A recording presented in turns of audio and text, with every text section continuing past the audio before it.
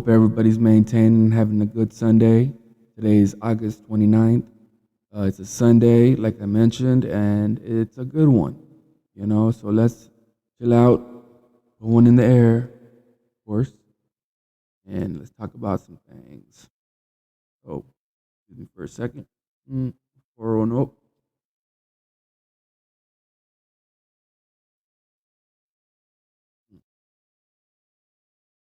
So, tell me, what's been going on with you people? I've been talking to a lot of my friends, a lot of urban legends out here, you know, that are ready to come on the podcast. I want to know what y'all want to hear. I want to know what y'all want to talk about. You know, I want to know how I can improve myself. I'm open to criticism. Don't get stupid. I will bust your ass with these. Oh man, you don't even want to know, man. You don't even want to know. Yeah, it's all good though. I say I bust your ass. Don't take it literally now. You know, just know that there's a ass whooping. Like a punch. Like some type of internet elbow. But anyway, besides the point, talk about marijuana.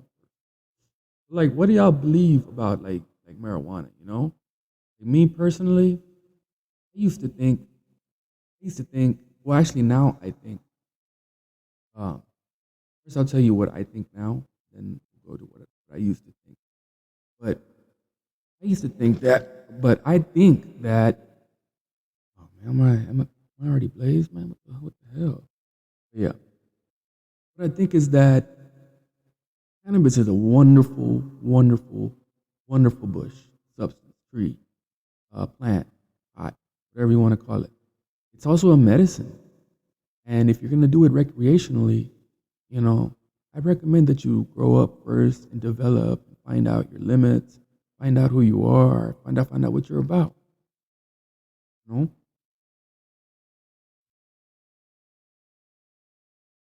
in my opinion, perfect age to start blazing, I think, would be after 40, when you're old and you're kind of out of your prime and you are starting to lose interest in life and everything just seems dull, the same old routine, family, kids, work, make money, 9 to 5, whatever it is, then boom, you are introduced to marijuana.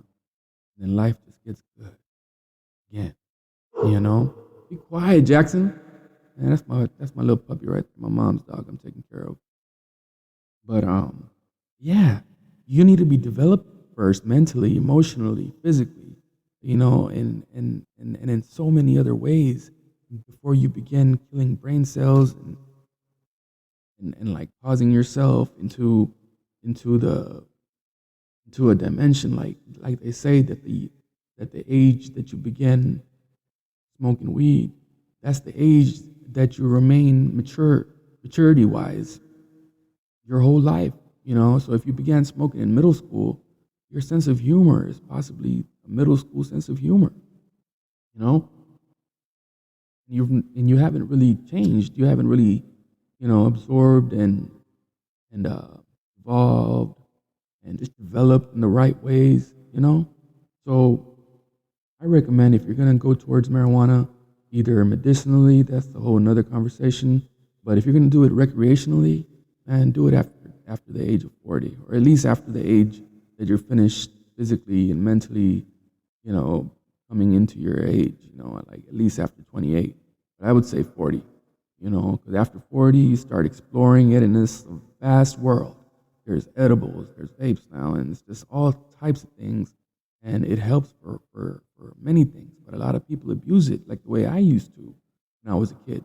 When I first got introduced to weed, oh man, my partners can tell you like some things. Like, man, the first time I got blazed, man, I thought, man, I'm gonna wait till my Papa Rich and Mono are here, waiting for you, Mono. Hold your head up out there, homie. You know, but um, I'm gonna let them tell you my stupid stories, man, because I ain't about to embarrass myself like that. Still, it really helped me out. It really helps with PTSD and if you suffer from things like bipolar. that can do wonders, or just various things.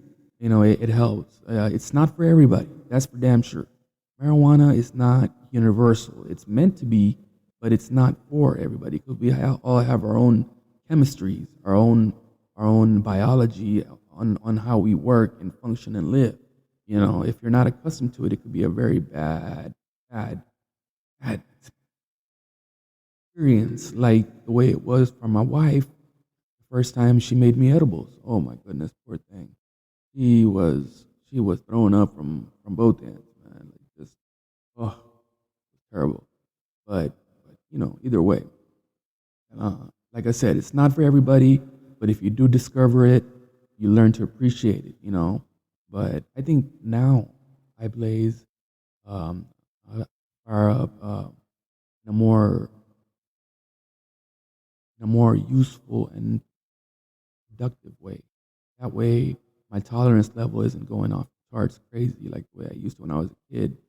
20 to 40 blunts a weekend was just easy. Can't even blaze like that anymore. I don't even want to blaze like that anymore. I want to be on my ass more than an hour, you know? But it is what it is.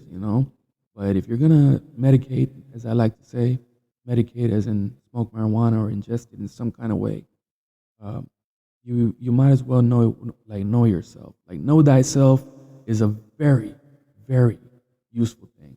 It's um, it was Socrates who said it. I could be wrong, so please correct me if I am. That know thyself. Knowing yourself, I mean, I used to think about the, the, the universe on how vast it is and how big it is and how small we are, compared to the whole universe out there and the galaxies and whatnot. But my friend Chance uh, helped me realize that there's a whole universe inside of you. So if you begin to learn about yourself, if you begin to learn about the whole system of solar system inside of you, the whole universe inside of you, you begin to explore things and know how to manage life and go about things and making choices the right way. The one thing I'm working on, the one thing I've been exploring lately are communication skills. As you've noticed, my communication skills are very, very hood. Uh, Either it's like a mixture of hood mixed with knowledge, mixed with a speech impediment, mixed with it's very casual and not formal. But but but but something, again, communication skills for some very lucky individuals becomes like in a natural way. For individuals like me, we're always learning new things. I mean, I develop new ways of talking, new ways of coping on how to talk, new ways of communicating all the time. And one of the ways that helps me cope with it is marijuana. It takes away my speech impediment to a great big degree. Like you think I'm having problems right now, and you should have a conversation with me, especially about like a hot topic like trouble or controversy or just something controversial topic. I'll be stuttering like crazy. But marijuana helps in a medicinal way for me. That and it helps me with my anxiety, and it helps me, um, ways that I can't even tell you. I mean, it doesn't really work um, pain for me as the way it ought to. What works marijuana wise for pain for me is it's a full spectrum oil called Rick Simpson oil, RSO. Rick Simpson oil comes in a syringe that you can just squeeze a little dot of oil on your thumb and just eat that, or they come in capsules. You eat the capsules. I think the capsules are a little bit too strong. All you need is a little dot of oil because the oil is very rich and thick. And you just eat that little oil, you will be not just blitzed off your mind, but it will take away pain. And it does take away pain for me, you know. Uh, but I like to say that if you're going to go about marijuana, you're going to go about using it. do it in a way where it doesn't hurt anybody. Like, ever heard the concept live and let live? Well, like I mentioned, marijuana is not for everybody. If you're gonna smoke, make sure that you're not making somebody else uncomfortable. Not everybody likes the smell of smoked marijuana. It really smells like gas if you're not smoking it, you know? And you have to realize that secondhand smoke or just smoke of any kind, even if it is medicinal or herbish, like marijuana, um, you have to realize that it's not for everybody. Like I said again, not everybody wants to smell your smoke or smell your smells and the odors you got. So you have to be mindful about that. You know, so you have to find a place where you can medicate in a peaceful way, where nobody's looking down on you about the smoke or nobody's bothering you, and you can meditate, and concentrate, and ease your mind. You know, because if you're gonna just abuse it and just smoke blunts all day like a crazy person and this and that, first of all, man, you don't. I mean, I used to love blunts, and yeah, I would smoke blunts now, but only in a crowd. You know, only if I'm puffing it with somebody else, like a friend, a group of friends, or a celebrity or something. Other than that, I like to smoke alone. For me, it's sort of a It's not just medicating; it's more like spiritualism. I get in my zone. So yeah. So there's a lot more I can say. Um,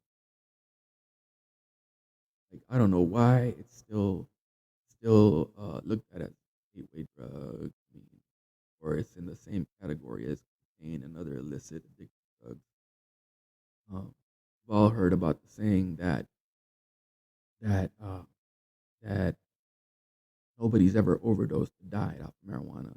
Sure, there is somebody who was stupid enough to eat like 1,000 milligrams times 10 or 10,000 milligrams of edibles all by themselves. And they woke up probably from blackout or probably killed themselves. I mean, you never know. But yeah, majority of the people have not died of marijuana. But the way it's being produced now, the way it's so much in demand in America and around the world, that people are just like doing it in such unethical ways.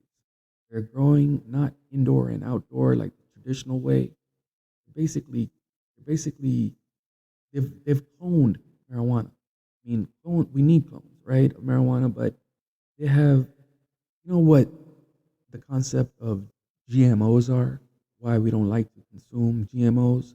Well, now they have made marijuana made out of GMOs. They're making masses of it and spraying them with terps. Terps are like flavors and the smells, and it smells like real good dro, but it's really not. You know, you really have to be careful. And this whole concept of delta 8, or CBD or hemp and all of that, you never know where it's coming from. And the best thing I think the feds and the lawmakers can do is take away the business aspect. The more it's actually a business, the more corrupt it's got the potential to be.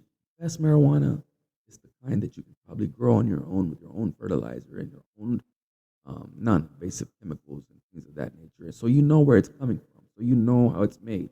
Even the seed, this Hindu scholar, I forgot her name. She was talking about how they have tainted even the seeds. The people in charge of the genes, the genetics of marijuana, they have made genes. I mean, they have made seeds in a lab, you know, and things of that. And when you're doing GMO things like that, when I say GMO, I mean genetically modified organisms.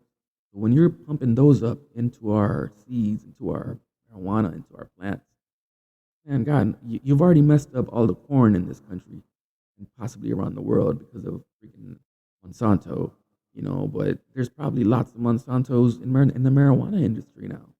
You have to find the organic, And if you're a dabber, if you like to smoke hash oil, dabbing is one of the most worst things that you can do. All those chemical carbon dioxide and just useless things that you're ingesting when you're trying to dab and get a super high, when you could easily get a rosin press, which is a press that will take the nug of your weed and you press it. It produces an oil with lots of pressure and very low heat, sort of like a flattening iron of like a lady's hair flattening iron. You can take that and smush it real hard, walk on it, but I don't recommend that you actually go out there and do that because I've done it and it doesn't work and it's risky and it can cause a fire. Don't do it. Just be a real toker, real OG smoker, and buy you a rosin press. Take the press, put the bud in the press, smush it with lots of pressure and low heat, and it's gonna give you rosin. You're gonna take that rosin and dab that. You know, or if you dab or vape that, that'll be the most organic form of dabs you will ever have, and they'll get you more higher. There will be a more cleaner high. It'll be a cleaner smell. Everything will be natural. Things ought to be natural. Anything unnatural is not made for us. I mean, we'll go poop things out. If you go eat at Taco Bell or somewhere like that, and you notice as soon as you eat, you have to go in the restroom, take it out because your body is rejecting it. Same thing with tainted marijuana. Your body's going to reject it if you have the wrong kind. It'll be a bad experience for you. So I recommend you only get one body, one life. You choose the best in life. Don't go over quantity over quality. Go for quality. You'll smoke less, you'll get high faster, and your high will be more sustainable, your supply will be more sustainable, and you'll be ingesting all the good shit. We're so confused in the black market with all the bullshit out there. You never know who's got what. And they name their own names just to make it sell. I mean, trust me, marijuana does have its own names. There are strains with their own names. Like my favorite sativa is South African urban poison. That's my favorite sativa. My favorite indica is Hindu Kush. The best indica I've ever had. You know, so there are lots of them out there. But there's also a lot of lies in this industry. People are grimy. Folks are going over profit over healthcare. This is healthcare.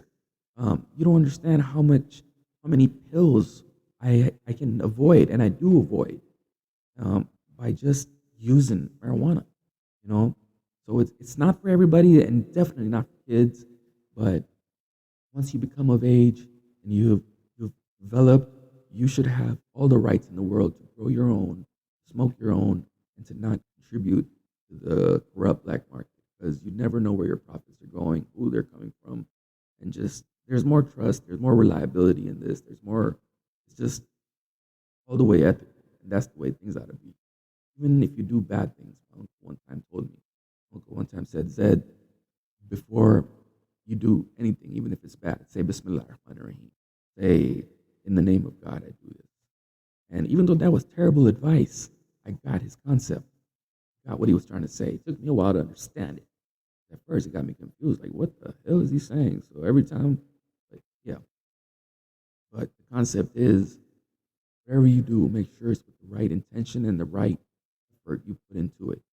Don't let your greed dictate what outcomes you have to face. It's damn real. You know? Other than that, have fun, man. One life to live. Can't go by without a day going by. Fresh to death, head to dope, till the coat, man. That boy Hove, man. Talking about Hove, I love Hove's new verse on Kanye's album that just now dropped called Donda. Donda, it has about 31 tracks, I think. Amazing album. Kanye West has done it again. I mean, he's a perfectionist.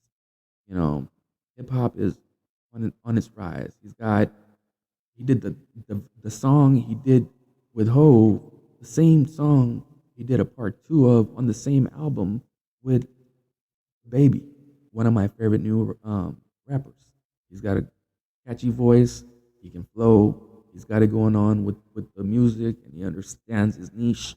And even though he makes controversial comments, his music is spectacular. And I can't wait to hear Hove's new album. Hopefully it comes out. Can't wait to hear Immortal Techniques album that's been coming for the past 5 years, 10 years, or whatever it is now. You know, I just hope that all these long-awaited albums finally come out. Because even though a lot of them are flops, we just don't. We're loyal customers. A lot of us are, and we demand good music. We're not trying to push you. I wouldn't be dumb and try to push Immortal Technique because he's got a bigger mouth than me. But I'm telling you, uh, these are these are wonderful artists that we need more of because the advice, the message that they have, it's really addictive. They're talking about knowledge. They're talking about self growth. They're talking about history, philosophy, politics, religion. They're talking about all of that. Even Hove is on that. Now, even though he be on that commercial shit, but guys like Immortal Technique, Brother Ali, Vinny Paz, you know, ah, some of the most culture leaders. I'm talking about these guys set trends in music. You know, what Immortal Technique has been doing is going on Instagram and doing Technique Tuesdays, where he comes on and he does talks for about a half an hour to about an hour and a half. I tell you what, um, he talks about useful things on there. You should really tune in. Brother is like an encyclopedia on its own. He done did it all, and he's continuing to do it. He leaves water with his organization to the border, and and um and and he leaves it for the immigrants coming across the border who have to walk in record heats and they're just trying to make it in America, make it into America. He leaves water out there. He does the job that the border patrol ought to be doing, but they'd rather them die. So he does things like that, and he's even opened up an orphanage in Afghanistan over 10 years ago. It's by the Omid Foundation. He teamed up with this really nice looking gal, and they did some wonderful works by building an orphanage in Afghanistan um, that houses, eats, and everything full on. You know, um, yeah, man. When we need more people like that, we need to listen to more people. Even though my man, um, what's his name, Baby, is not out there making music with that type of message, but he is making good art. That counts for something. Art makes the world more understandable to us. That's how important art is. Art could be anything. Art could be the way you cook food. Art could be the way you look at something. Art could be the way you think, even in an artistic way. Your hands, the beauty of your hands, or whatever part of you can be art. Just have to look at it. The beauty is truly in the eye of the beholder. I'll tell you that much. You know, but there's a lot more we can talk about marijuana, but those are the basic things I wanted to talk about and bring up, maybe talk with y'all. Hopefully in the coming days and weeks, we're gonna be having some guests come over and join us. A lot of these guys I grew up with are my friends, but aside from my friends, I'm gonna be inviting doctors and lawyers and people who would let us have a good perspective on things about life and whatnot. And I'd like to also talk about Pakistan very soon and its history because I've been really researching Indian history, and Pakistani industry is basically Indian history, along with Persian and Afghan and Chinese a little bit. Have all influenced Pakistan, along with conquerors who have come, unlike Alexander the Great and Genghis Khan's army, have all reached the borders of Pakistan and left, if not their children. They've left marks, and history is there. You know, um, a lot going on in the world right now. Um, a lot of ugliness going on. There's ugliness everywhere, and whenever I see ugly things, it really hurts my heart. I'm into beauty, beauty of the way you treat each other, beauty of the way you learn, you live your life. People are living real ugly out there right now, real ugly. We talk about our country being in factions. I like to give our country a new name, um, the divided states of Trumpistan. That's right, I said it. Divided states of Trumpistan. Um, we could be the United States of Trumpistan, but we're divided right now, and I hope it wasn't like that way. I really don't hope it was the United States of Joe Bidenistan, but what would be helpful would be the United States of Bernie Sanders. That's what I'm talking about. Bernie, man, I'm telling you, wish you were younger where you can run again, but who knows? It seems like you got it in you. That's last time you had a heart attack happen with the politics being too much and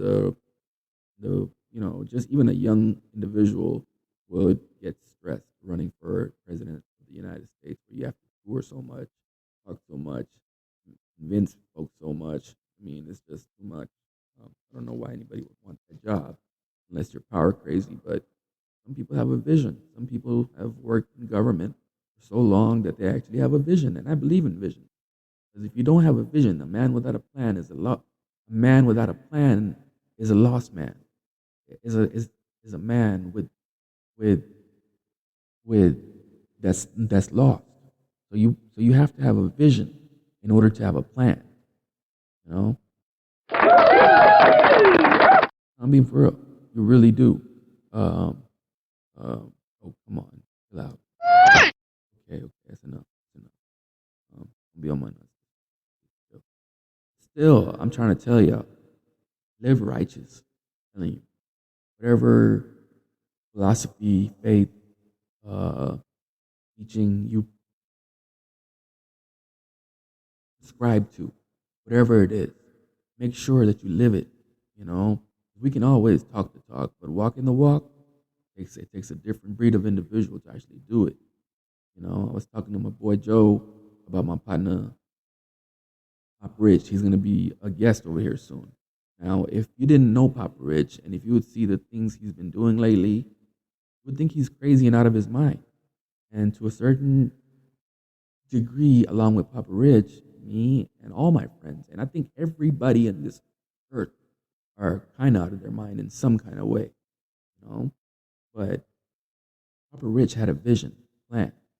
Papa Rich told me he wants to live the life of a prophet. I told him prophets, you know, get stoned, they get looked down on, they get persecuted. You look at Jesus, what he went through. You look at Prophet Muhammad, what he went through. You look at you look at just they throw stones at you. Job, oh my God, everything Job went through. Yeah, Job went through it probably like the most. But Job stayed strong, and Papa Rich had a vision to go preach at the White House, and he did preach at the White House. I may not have agreed with his message, but he did what he said. He was abandoned, left by his own, and he kept on going. He pushed his vision on. He was going out of his mind, but he pushed his vision. We're gonna talk about that more when Papa Rich is here, you know. And you gotta examine it. Look at that kind of person and say, man, this person is doing what he said. He's got balls. He's living up to his teaching. He's told me he's had visions of, or he's heard God talking to him. I don't know about that, but if God really was talking to him, he really did. God told him what to do. He went around the country preaching the gospel, pushing his music. He believed in his dream. He did it. He got abandoned, but then he got hated on. He got robbed. He got hurt. He got in a wreck when he went to California. He still did what he said. He walked the walk. And for a man like that, you have to salute him because he did it. Hope you're hearing this, Pop. Much respect to you, homie. And look forward to you coming over here. Um, yeah, there's a lot of people out there that are living righteous, like really righteous, talking righteous, big time. But they're not living it, and you have to be the man of your word. Because if you don't got your word in your family, then what are you? You know. So I'll tell you that. But was a good session. We talked about a lot of things, and I want y'all to know: pray up, take care of yourself, always love yourself, be good to yourself. You know, be your best friend. Enjoy time by yourself. Don't be alone all the time. Enjoy time with your animals. You know, live good. Live. You know, take care of yourself. Take care of your health. Take care of your mind. Take care of your body. Take care of your soul. Take care of your heart, your mind. Take care of your body parts. Respect your body parts. Don't let your little head do what the big head is supposed to be. Always use the head on your shoulder. If you get if you get navigated by the little head, you're in for it. Either death, disease, drama. All of them are D's. Death, disease, and drama. Triple D's. So again, if you go for triple D's, death, disease, and drama, leaded by your little head, you know what's gonna happen. You're gonna get triple D. Take that as a good thing, motherfucker. Know you motherfuckers out there taking the wrong message. This ain't about that. This ain't about that. If you're blessed with triple D's, good. But every size is good when it comes to that. When y'all crazy like that. You know, beauty's in everything, all shapes, colors, and sizes. Sexiness is in everything. Everything. You know, it just depends on the eye of the beholder again, you know. There's no there's no one size, there's no one color. I know a lot of y'all like thick women with big butts and breasts and and and eyes and faces and jobs, and you want a dime piece with money, and you would just all want everything that you lack, you know. Motherfuckers, go for inner beauty. Trust me. Inner beauty makes physical beauty better. It does. I've seen ugly girls be so good people have grown up to be such swans. I'm talking about beautiful girls. You know, my wife has, you know, when I met her, she wasn't as attractive to me as personality was. And as I grew in relationship with her, she's one of the most physically beautiful women out there. Real talk, or at least in my eyes. She's a gorgeous, sexy woman, and I love her to death. You know, and I pray, you know, I appreciate God working on us. You know, I just wish He helps me lose weight a little bit too. Like, you know, she outdoing me. You know, that's good. I like it because I want my team to win too. You know, but either way, um, hope y'all enjoyed. Um, I enjoyed hanging out with you guys. Take it easy. One love. Be good to yourselves. Hear a little music, a little warmth. You know, power went up. Keep posted, y'all went before I go. Yeah. God first. You know, if you're not gonna pray, feed a homeless somebody. You know? Stay up. At work. Hey, bro. Stay up. Keep God close. The more you keep God close, the devil stays away even more. He tries to trick you and whisper to you even more too. You gotta watch. But when you're armed with God, blessed. I'm telling you, I mean what I say and I say what I mean.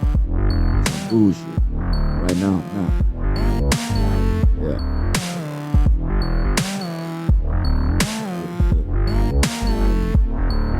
Name of it. It's Bombay. Being here, your company, for your ears. I hope you got something out of it. And one love, one God, one life.